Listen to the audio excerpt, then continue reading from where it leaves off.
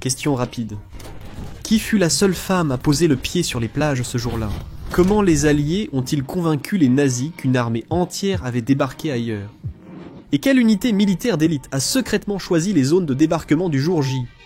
Si vous ne trouvez pas, ne vous inquiétez pas. Voici 5 choses que vous ignorez peut-être sur le jour J, mais que vous devriez vraiment savoir. Numéro 1. Le cuirassé, qui s'est coulé lui-même pour continuer à se battre. Commençons par un navire de guerre si déterminé à aider les Alliés qu'il s'est délibérément sabordé. Voici l'USS Texas, une bête aguerrie lancée en 1914. Un cuirassé de classe New York, à la pointe pour l'époque. Il fut le premier navire américain équipé de canons anti-aériens et de systèmes de contrôle de tir modernes, des outils qui ont façonné le combat naval moderne. Pendant la Première Guerre mondiale, il escorta le président Woodrow Wilson en France pour le traité de Versailles.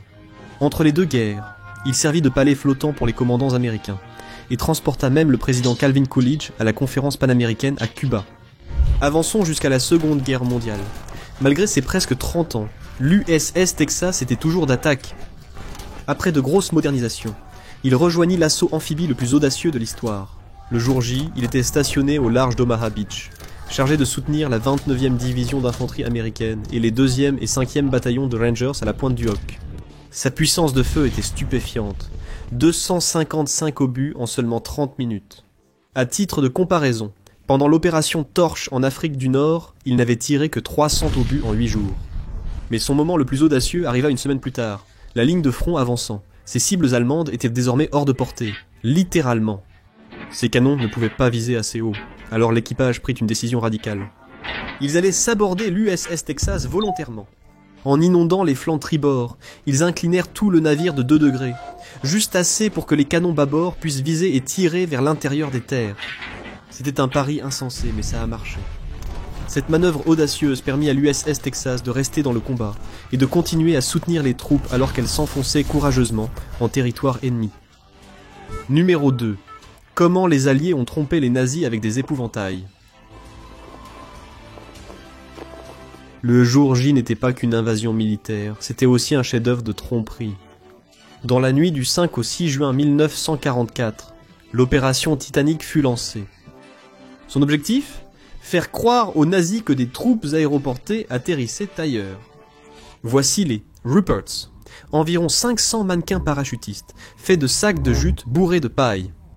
Ils ne mesuraient qu'environ 1 mètre, mais depuis le sol, ils semblaient bien réels. Surtout que certains étaient apiégés avec des explosifs simulant des parachutes autodestructeurs. Des escadrons spéciaux de la RAF les larguèrent au-dessus de la Normandie, principalement au sud des véritables zones de largage. Près de Caen et Saint-Valery-en-Caux, quelques membres du SAS sautèrent même avec les Ruperts, installant des haut-parleurs, diffusant des sons de bataille, tirs, cris, bruits de bottes sur du gravier. Et ça a marché. Les écoutes radio-nazies ont capté des rapports de parachutistes fantômes. En réponse, des unités allemandes entières, comme le 915e régiment de grenadiers, furent détournées des vraies plages. Oui, de faux épouvantails ont sauvé de vraies vies. Sans l'opération Titanic, nous n'aurions peut-être pas les récits de la 101e aéroportée. Pas de Ruperts, peut-être pas de Band of Brothers. Numéro 3. La seule femme à avoir posé le pied sur Omaha Beach. Les plages de Normandie étaient censées être une zone réservée aux hommes, mais Martha Gellhorn n'en avait que faire. Née en 1908, Gellhorn était une correspondante de guerre intrépide, bien avant que les femmes ne soient censées faire ce genre de choses. À 32 ans, elle avait déjà couvert la guerre d'Espagne, vécu 2 mois à la Maison Blanche, et épousé le géant littéraire Ernest Hemingway, qui se rendit vite compte que sa femme préférait les champs de bataille à la vie conjugale. Quand la Seconde Guerre mondiale éclata, Gellhorn couvrit la Finlande, la Tchécoslovaquie et la Chine. En 1943, elle suivait la campagne française en Italie. Puis vint le jour J. Le magazine Colliers n'avait droit qu'à un seul correspondant. Hemingway usa de son influence pour prendre la place, empêchant Gellhorn de couvrir l'histoire de sa vie. Sa réponse ? Agir en solo. Elle embarqua sur un navire-hôpital déguisé en infirmière et se cacha dans des toilettes, jusqu'au départ pour la Normandie.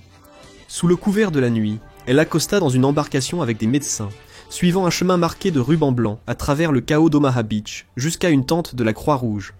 Après avoir interviewé des soldats dans les tranchées, Elle a aidé à évacuer les blessés vers le navire. À son retour en Angleterre, elle fut arrêtée, mais brièvement. Martha Gellhorn continua à couvrir la bataille des Ardennes et la libération de Dachau. Elle fut la seule femme connue à avoir débarqué en Normandie le jour J, et elle l'a fait sans permission, sans renfort et sans peur. Numéro 4. Les mini-sous-marins qui ont secrètement choisi les plages. Si vous n'avez jamais entendu parler des X-Craft, pas d'inquiétude, la plupart des gens non plus. Mais ils sont peut-être les héros méconnus du jour J. Construits secrètement par les Britanniques, ces mini-sous-marins mesuraient à peine 15 mètres de long et étaient à peine assez larges pour y faire demi-tour. Pilotés par seulement 4 hommes, ils étaient propulsés par des moteurs de bus londoniens recyclés et équipés de sonars, de périscopes et d'explosifs. Conçus à l'origine pour saboter les navires ennemis, ils furent redirigés vers la reconnaissance pour le jour J. C'est là qu'interviennent les COP, ou Combined Operations Pilotage and Reconnaissance Parties, une unité spéciale chargée de cartographier les plages d'invasion. En janvier 1944, ils ont exploré la côte française sous les vagues. Grâce à des périscopes et des sonars, ils ont identifié Gold, Sword, Juno, Utah et Omaha comme plages idéales pour le débarquement. Ils ont aussi aidé à déminer les côtes pour rendre le débarquement possible. Puis est venue la mission finale.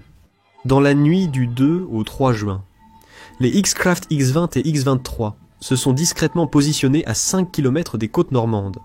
Leur mission: marquer les zones de débarquement à l'aide de lumières de signalisation, de sonars et de balises radio sans se faire repérer.